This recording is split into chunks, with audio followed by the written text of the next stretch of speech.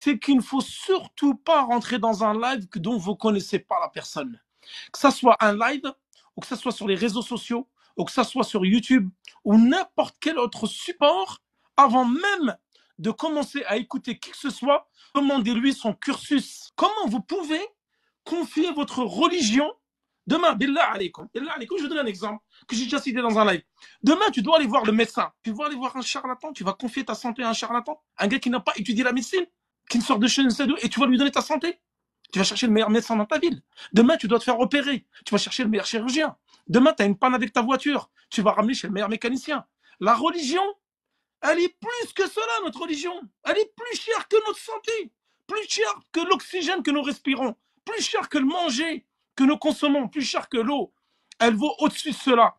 Donc notre religion, votre religion, ne la mettez pas entre les mains des ignorants. N'écoutez personne, surtout pas quelqu'un qui n'a pas étudié. Demain, vous allez sur YouTube, vous allez sur Insta, demandez-lui à cette personne-là ses CV. Tu as étudié où, quoi et chez qui?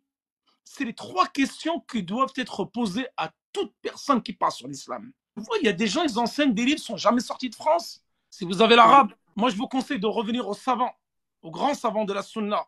Pour ceux qui n'ont pas l'arabe, qui ne comprennent pas l'arabe, je vous recommande de venir écouter uniquement les étudiants en sciences. Ce sont assis pendant des années chez les savants. Un gars, quand tu lui demandes son CV, il ne doit pas esquiver la question. Il doit être content. Il y a un sharih sadruhu.